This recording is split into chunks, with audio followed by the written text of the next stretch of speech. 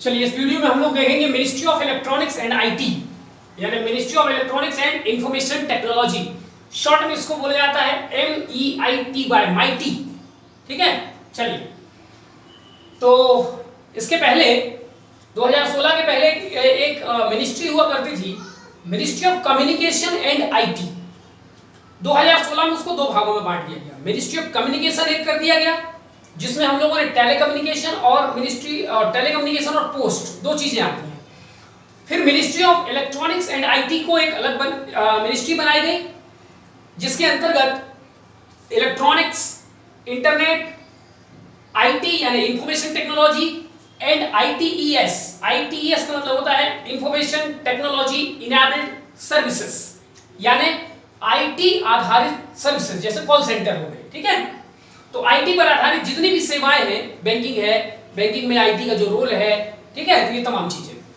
ई governance, cyber security, digital India program, Aadhaar, भाई Aadhaar card वाला, state wide area network, open source software, Vikaspedia, जिस प्रकार से विकिपीडिया उस प्रकार से भारत सरकार का अपना विकासपीडिया, जिसमें से आप भारत सरकार की विभिन्न योजनाओं के बारे में जानकारी ले सकते हैं। mygov.in, इसके बारे में पहले चर्चा कर चुके हैं। Common service centres, Meghraj cloud service है, डिजिशाला, ई प्रमाण, ई संगम, उमंग ऐप, ई बे बिल जो जीएसटी से रिलेटेड है, डिजी धन मिशन और प्रगति। प्रगति माने proactive governance and timely implementation. इतनी सारी सब्जेक्ट, इतने सारी चीजें जो है ministry of IT, electronics and IT के अंतर्गत आती है। ठीक है, ये आपको ध्यान रखना है।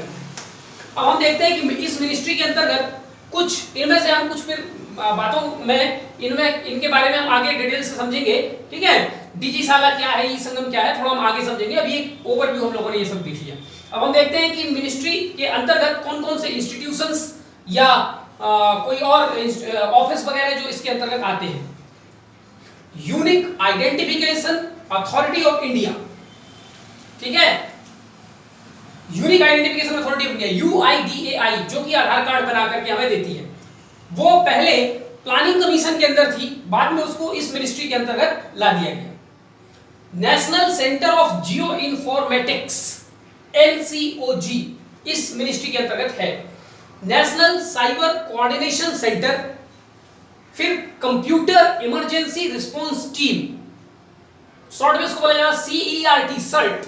और चूंकि ये इंडिया का है तो बाद में फिर इसमें इन शब्द जोड़ा गया, तो अब इसका पूरा नाम है Indian computer emergency response team, और इसको लिखा जाता है शॉर्ट में सर्ट और बाद में इन। ठीक है, इस संस्था के अंतर्गत botnet cleaning and malware analysis centre, जिसको हिंदी में साइबर स्वच्छता केंद्र कहा जाता है, इस संस्था के अंतर्गत काम करती है। ठीक है, इस संस्था का काम है पूरे देश भर में साइबर सिक्योरिटी के लिए काम करना, मालवेयर और जो खतरनाक जो वायरस वगैरह होते हैं कंप्यूटर के लिए, उनके लिए सॉफ्टवेयर बनाना, एंटीवायरस वाला कार्यक्रम बनाना, ये तमाम चीजें। 5वें नंबर पे साइबर अपील ट्रिब्यूनल, यदि साइबर सिक्योरिटी से रिलेटेड या साइबर मामला से जुड़ा हुआ कोई भी मामला है तो उसको सेटल डाउन करने के लिए एक अलग से ट्रिब्यूनल बनाया गया है। Centre for materials for electronics, short में इसको कहा जाता है CMET, इसका हेडक्वार्टर पुणे में है। इसके अलावा इसके सेंटर हैदराबाद और थ्रिशूर केरला में भी लोकेटेड है। Education and research network, short में इसको ARNET कहा जाता है। 8वें नंबर पे नेशनल इंफॉर्मेटिक्स सेंटर NIC, जिसके बारे में पहले ही चर्चा कर चुके हैं, सरकारी एजेंसियों के लिए वेबसाइट बनाता है। इसके अंतर्गत एक प्रोजेक्ट काम करता है NICNET, ठीक है, नेशनल इंफॉर्मेटिक्स सेंटर नेटवर्क। ठीक, चलिए 9वें नंबर पे नेशनल इंटरनेट एक्सचेंज NIXI। 10वें नंबर पे national institute of electronics and information technology, short में इसको बोला जाता है NIELIT। पहले इसको डोएट सोसाइटी के नाम से जाना जाता है, DOEACC, डोएट सोसाइटी। ठीक है, ये कंप्यूटर एप्लीकेशन से रिलेटेड बहुत सारे सर्टिफिकेट कोर्स चलाती थी DOEACC society. A level, O level, C level, इस प्रकार के सर्टिफिकेट कोर्स चलते थे, जो PG, DCA, DCA और इस तरीके के इक्विवेलेंट हुआ करते थे। ठीक है, नई दिल्ली में ये रजिस्टर्ड सोसाइटी है जो इलेक्ट्रॉनिक्स एंड आईटी के क्षेत्र में रिसर्च एंड डेवलपमेंट का काम करती है। 11वें नंबर पे software technology parks of India, इसका काम है पूरे भारत भर में जगह जगह पर सॉफ्टवेयर टेक्नोलॉजी पार्क की स्थापना करना और electronics and hardware technology park की स्थापना करना। ठीक है, जबलपुर में भी एक सॉफ्टवेयर टेक्नोलॉजी पार्क जो है प्रपोज्ड है। 12वें नंबर पर मीडिया लैब एशिया, ये सब क्या है हम आगे इनके बारे में डिटेल से समझेंगे।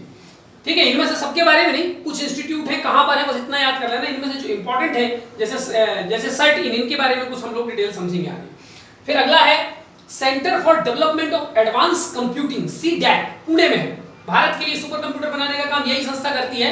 हालांकि और भी कई संस्थाएं हैं लेकिन ये संस्था सबसे महत्वपूर्ण है सुपर कंप्यूटर बनाने के लिए। भारत की पहली सुपर कंप्यूटर जो परम सीरीज की बनी थी उसको इसी संस्था ने बनाया।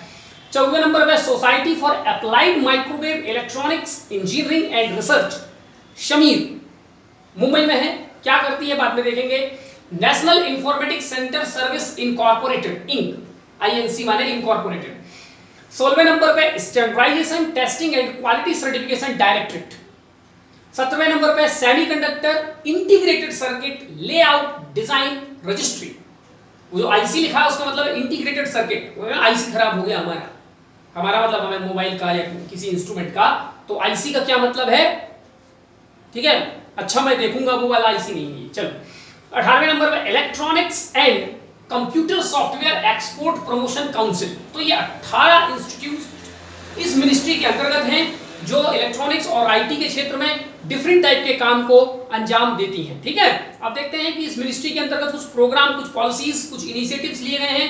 तो पहला डिजिटल इंडिया प्रोग्राम, हम लोग डिटेल से इसके पहले उसको समझ चुके हैं। दूसरा नेशनल साइबर सिक्योरिटी पॉलिसी 2013। ठीक है, एक दो पॉइंट में आगे चल के समझा दूंगा। डिजिसाला में डिजिटल साला, तो स्कूलों में डिजिटल व्यवस्था प्रोजेक्टर वगैरह के माध्यम से प्रमोट करना इसका उद्देश्य है। डिजी धन मिशन, डिजी लॉकर जिसमें हम अपने डॉक्यूमेंट वगैरह रख सकते हैं। ई प्रमाण, ये सरकारी कर्मचारियों के लिए ज्यादा काम का है।